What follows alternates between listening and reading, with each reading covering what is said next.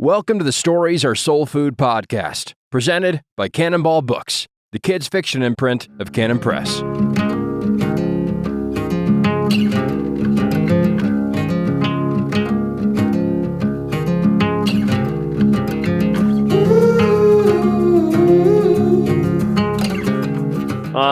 I wondered if you'd seen Dunkirk. Welcome to SAS. I haven't. There you It's go. a very short podcast today. We're talking about Dunkirk. Haven't seen it. Well, I thought war movies. See, I've seen portions. I've not seen Dunkirk. War movies. We're talking about war movies today. War movies today. Because it seems like there are two kinds of war movies. And At least. Well, no. I mean, if you say there's more than two kinds, then I'm wrong. Okay. Like there's an optimistic war movie and a pessimistic war movie, and those are our two kinds. I guess my thought is, Really? You think that's it? Yeah, we have Lawrence of Arabia, or we have, sort of glorifying everything, or we've got. Do you think Lawrence of Arabia glorifies it? Well, is it just the pop culture of it that's glorified it? Yeah, I think it does. I mean, him dying at the end. I mean, I think that's a fair one to choose as something. Or Bridge Over the River Kwai. Maybe that's a better example of the glorifying. Man, you're picking such weird I thought those were like glorifications. Well, okay. What happens at the end of Bridge Over the River Kwai? I can't remember. The bridge blows up. That's an exercise in futility. They're actually building a bridge for the enemy. In the end, it has to be blown up, and all they're all sad. Oh, I thought they were happy because their engineering achievement is destroyed, but they're totally torn because it's an engineering achievement for the enemy. And then, okay, so yeah, it's maybe my theory is not good. It's a weird exercise in futility. Okay, so here's the thought. This is all inspired. Dunkirk was just a kind of a dark movie to watch. I mean, not dark. He's trying to get you to feel what it would be like to be on the beaches of Dunkirk waiting for rescue. Right. So I can see why that would be sort of a movie. Isn't that one optimistic?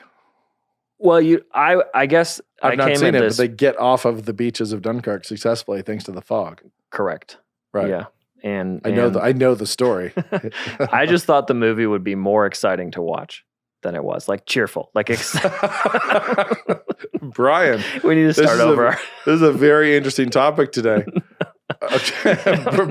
Turns out that you're a very weird pair of calipers when it comes to war movies. It comes to measuring war movies. I guess as a kid, looking back, I remember, watching Lawrence of Arabia, and despite the sad things that happened, and finding it glorious, and finding yes, that's our guy, Steve McQueen, or just dying in despair and futility out there in the desert.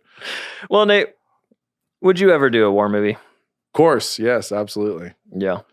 I love war movies. I think your binary toggle is fundamentally broken. Okay, I need to scratch it and start over. Optimistic or pessimistic? I think every good war movie has to be fundamentally both.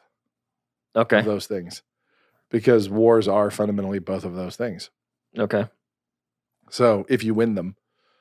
There's glory, and there's optimism, and there's courage, and there's bravery and the heroic, and there's also always inevitably loss and tragedy. So I think that you have latent in the genre, latent in the fact of war itself, you have loss and you have tragedy, and you have one side winning.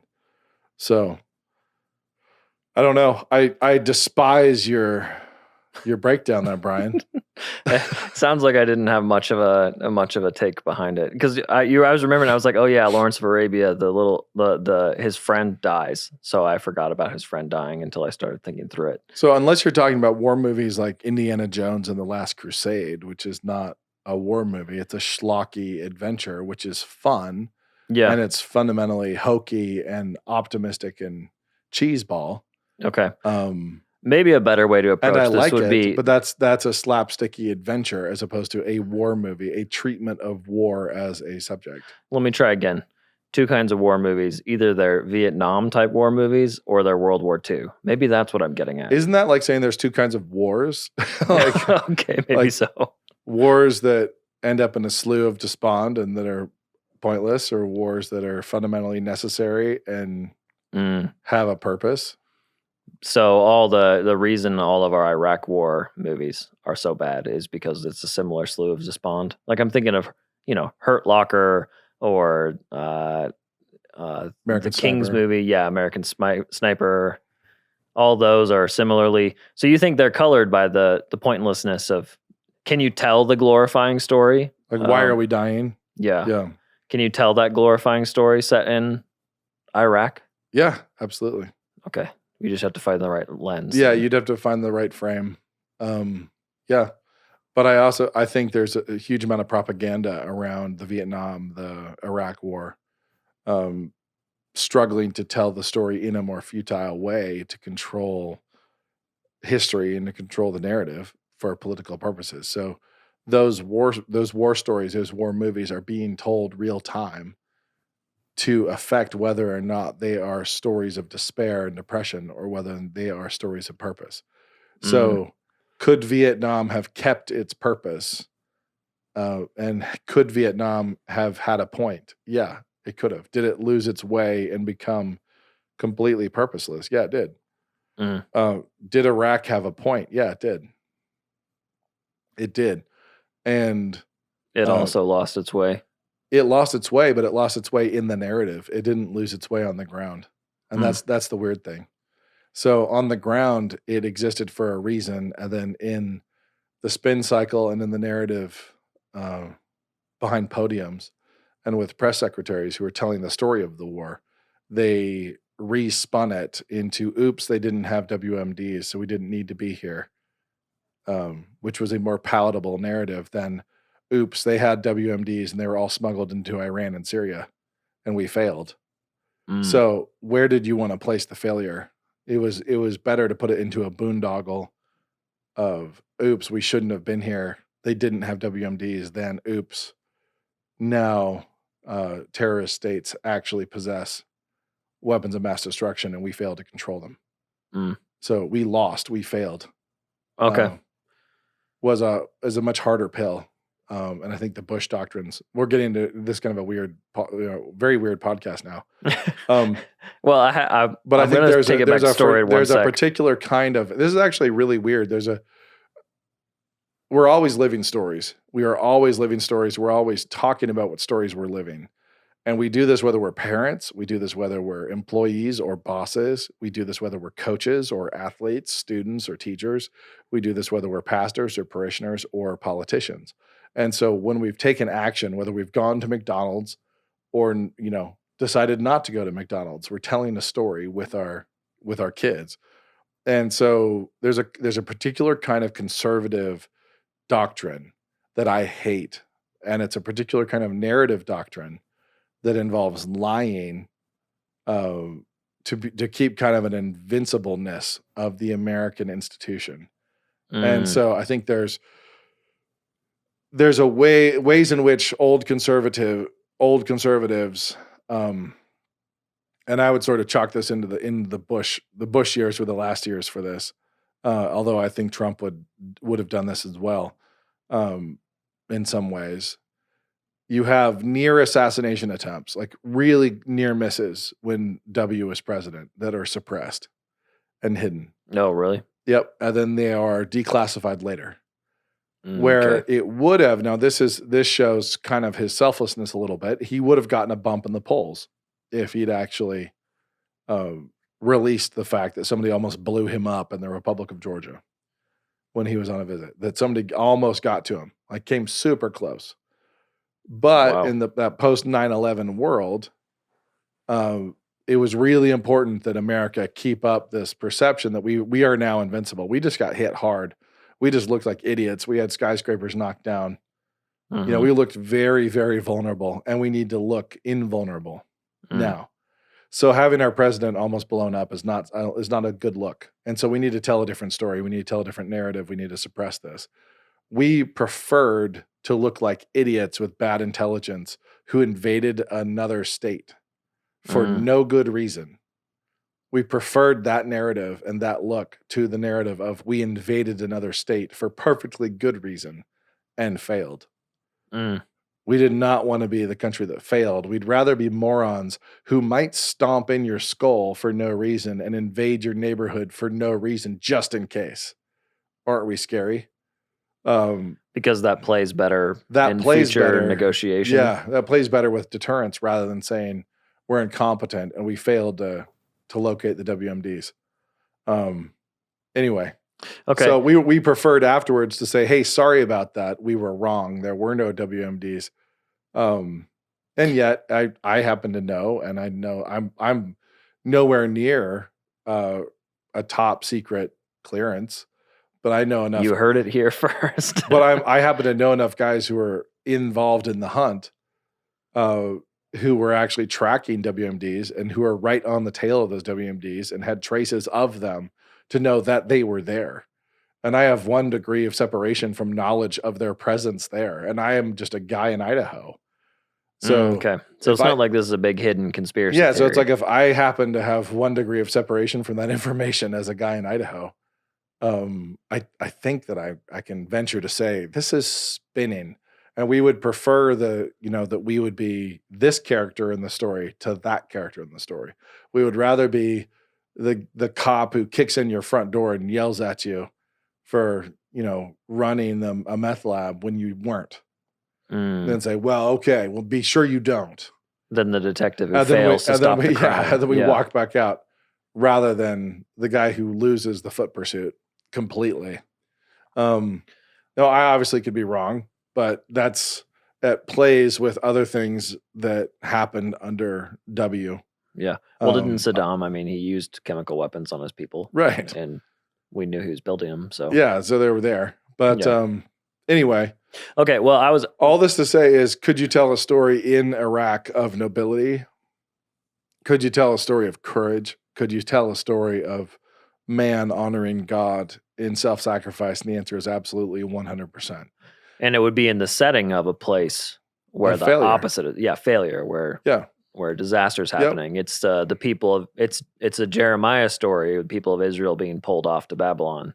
Yeah. And you got to tell the story of Jeremiah in that setting. And so can you tell, I think in any real war, no matter what, no matter how it goes, you're going to tell a story if you're telling one honestly that includes the tragic, that includes bittersweet, that includes heartbreak, and can include courage, bravery, self-sacrifice, and so on.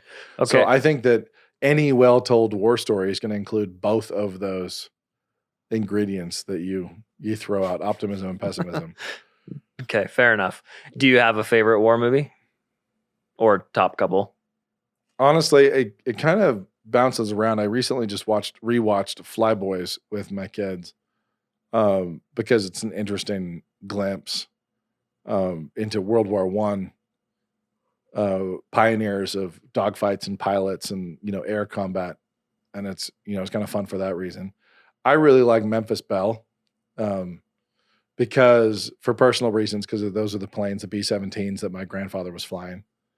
I enjoyed Memphis Belle a lot. And I also, of course, like Saving Private Ryan. I did enjoy, I've started watching season 1 of Turn, the War for Independence series. Okay. I'm a sucker for Gladiator. Right. Absolute sucker for Gladiator. I know. What a great movie. It's fantastic. My wife's always like, I fell asleep when I tried to watch it. I was like, what's wrong with you? How could you fall asleep in Gladiator? She's always says, I'll try it again sometime. And I'm like, I don't know. But you Gladiator's fell asleep. Fantastic. There's so many good ones. Many, many, many good war movies. Braveheart is, of course, way up there. And that's another example of how you have to have the two together. Okay. To have a good one. Sure. And Gladiator as well. And then you have really bad ones, really, really bad movies like Robin Hood. Both the Kevin Costner. And the new one. Yeah. Yeah, and the Ridley Scott. Man, that was prequel to Robin Hood's life. Yeah. But I need to find out how that project even happened. We're going to tell the story of Robin Hood, but the Robin Hood one where they all dress from Urban Outfitters. That was the newer one from Lionsgate. Yeah. So bad. That's one producer told me, I was like, man, talk about derailing your career. He was talking about a particular studio executive, which we both knew. He was like, man, that one really just anyway. Like yeah. That one hurt. Yeah. I mean, I guess war seems, tying this into story more directly, war seems to be a little test case scenario of the problem of evil. Like we get to see it in miniature, or not the problem of evil, but what we do with evil. It becomes a metaphor almost for life. Let me explain this before. Please do. It seems to me that we like those war movies because they help you contextualize normal life. Like like if we are in a war and the gospel is trying to take over against principalities and powers, it seems like those war movies tap into something that's really fundamental, primal story writing. But I don't know if that's more so than other stories, or if I'm now just trying to force a theme to work. I'm not going to speak to that. I think there's a decent chance you might be trying to just force the cram a theme in but there. you also could be right. I think there's, it's a heightened way. It's a heightened study of man for sure, and of the curse, the fall. Because it's a heightened study of man in brokenness, man in the struggle. And actually, there are war movies that really.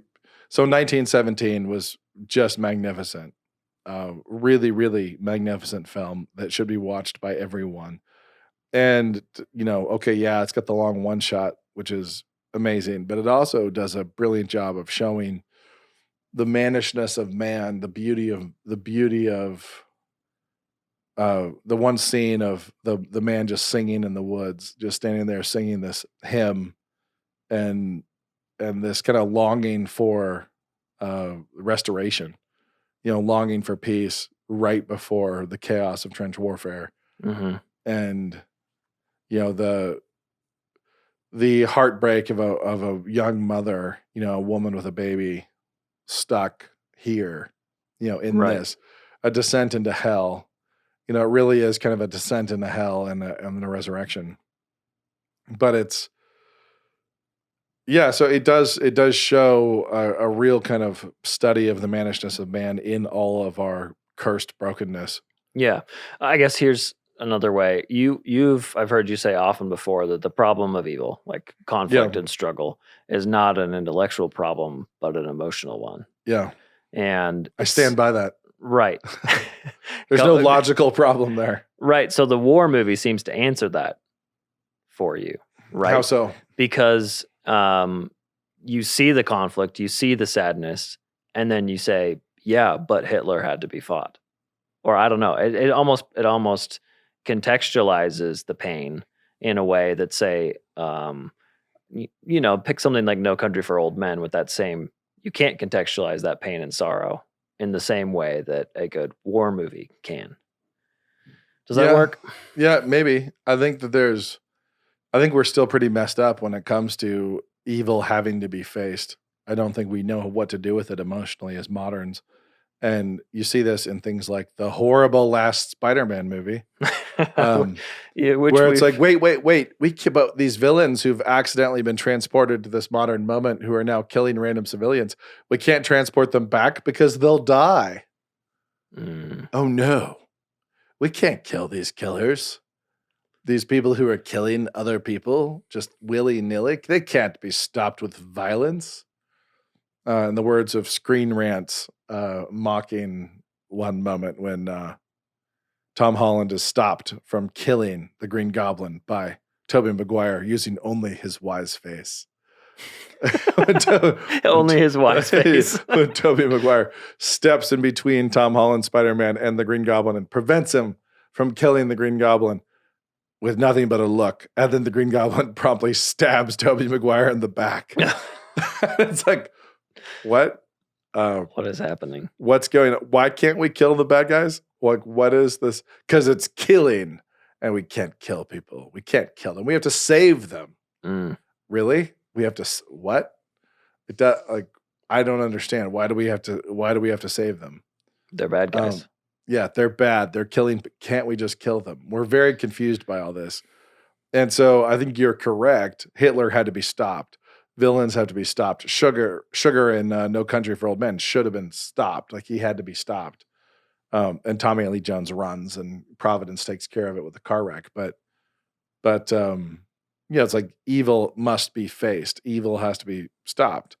And so that actually, even in Gladiator, that's a theme that he actually, he has to go to Rome and he has to face those. William Wallace and Braveheart and so on. There's this darkness, there's this cruelty, there's murder, there's bloodshed that has to be stopped, and it has to be stopped with violence. So it is interesting. Like, how do you tell stories? How do you tell a good story of violence when violence is fundamentally the fruit of evil? And yet the story's good. It's like, well, because goodness faces evil. That's what it does. And it faces evil with violence. And then you have things that are tragic. So could you tell a good story of violence in 70 AD around the fall of Jerusalem? When Rome is gathering around Jerusalem, the sack of Jerusalem, the destruction of the temple, could we tell a story of Jewish heroes there? And I think so. Yeah. Yeah. But I mean, it seems like, and I want to. Not only do I think so, I want to do it. Oh, okay. Wouldn't that have to be pretty close in, right? Because the broad scale is judgment deserved. No, but even I guess you could be out there wide.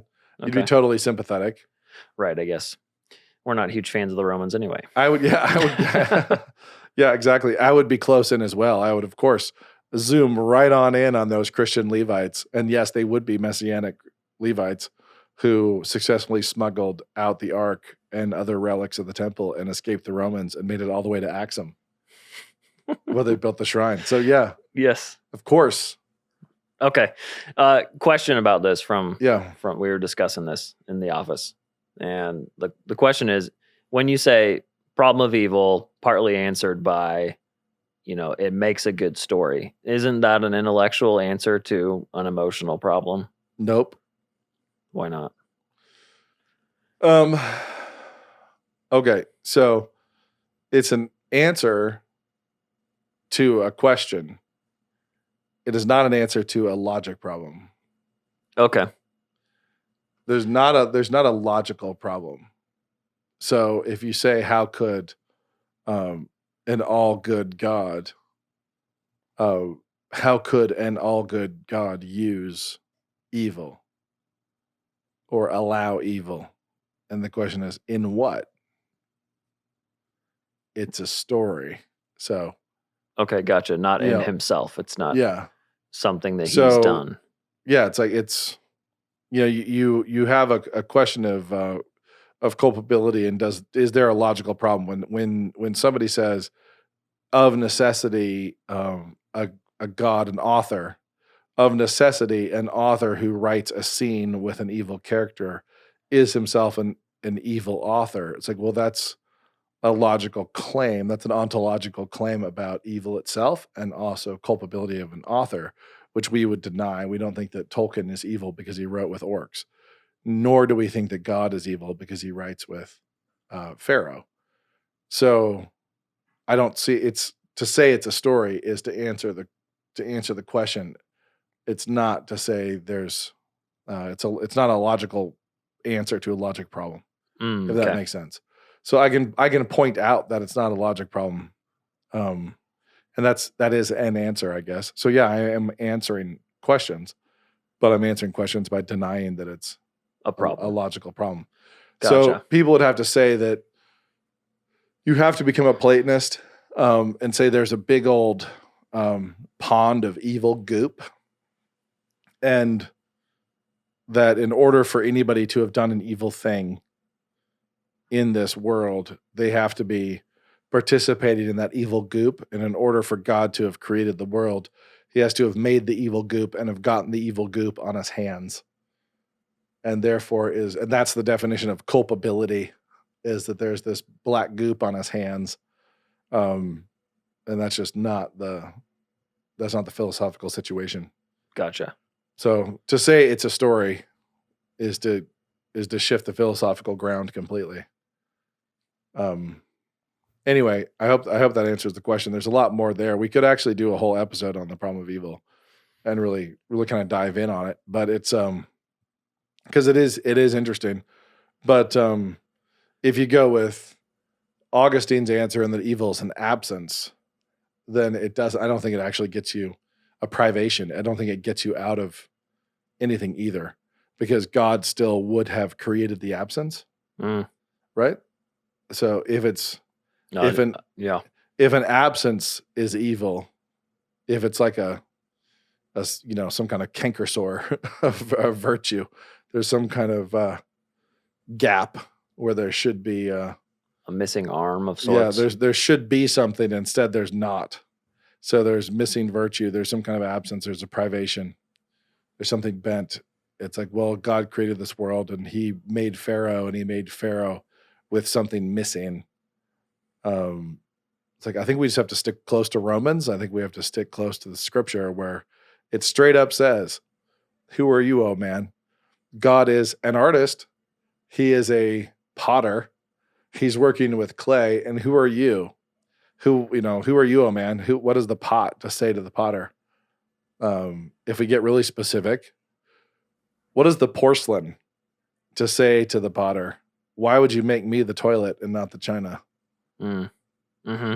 It's like, yeah, that's it. It's some for some why vessels why for would you honor. make this porcelain for dishonor and that porcelain for honor? It's like, what would make us say that God must, how could an all good God make some porcelain toilets and some porcelain china? It's like, well, because we needed both. Why did we need both? Because this is a story. Why did we need a story? It's like, because, well, God is a creator God who is creating something specifically to manifest the nature and glory of the triune Godhead, and all his nature and all his manifest attributes. Right. And then, of course, when you get into the specific, which is where the problem always comes, but why me? But why did I have to stub my toe? Right. Then Paul changes the metaphor and changes it to a body. Yep. Of us all working together. Yep. Why did I mean, like, how could an all good God not make me 6'8" and famous? Yeah.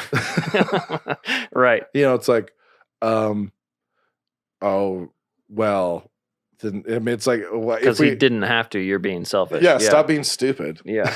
It's, so it really is kind of interesting when we talk about any author using a character that displeases him. I actually think it's really important to rephrase the problem of evil fundamentally and say, how could an all good God allow things which displease him? How could an all good author work with characters who do things which displease him on the page?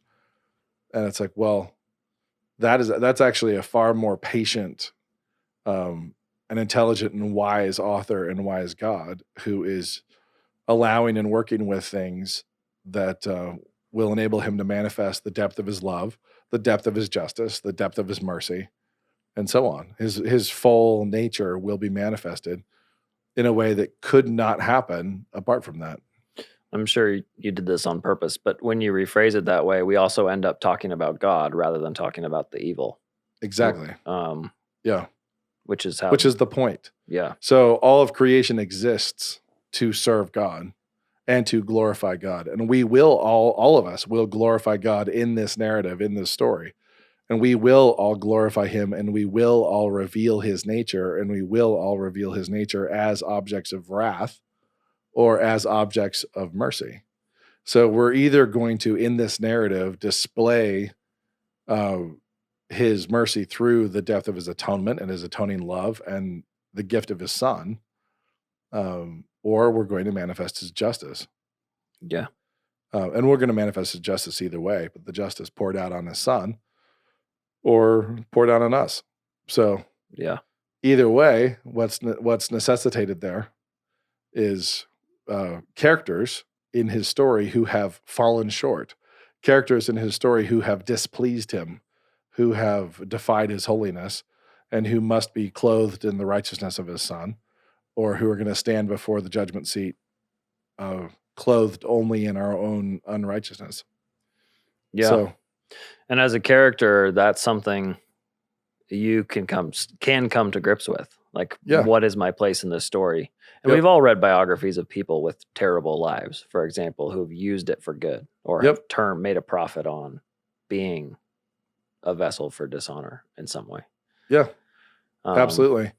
And so I think that when we look at to bring it full circle, when you look at war stories and you look at what God has done through the destruction of nations, through the cities of the plain or Babylon, it's like he's raised up mighty nations to humble. He's raised up Pharaoh to lay him low. He raised up Pharaoh to deliver his people, specifically from Pharaoh, and then also to swallow him in the sea.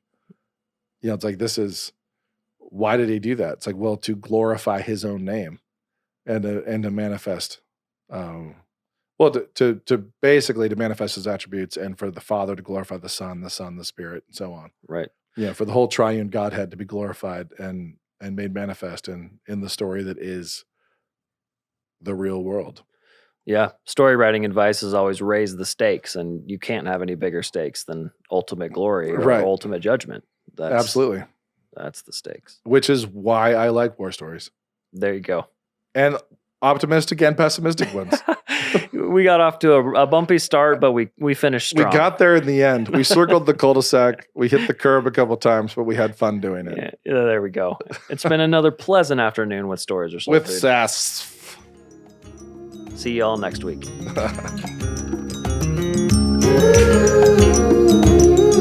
Hi, it's Brian Cole here, wanting to let you know how you can support the Stories Are Soul Food podcast. You can do that by checking out Canon Plus. Head over to mycanonplus.com. Thanks for taking the time to listen to the SASF podcast. We'll hopefully be seeing you at mycanonplus.com.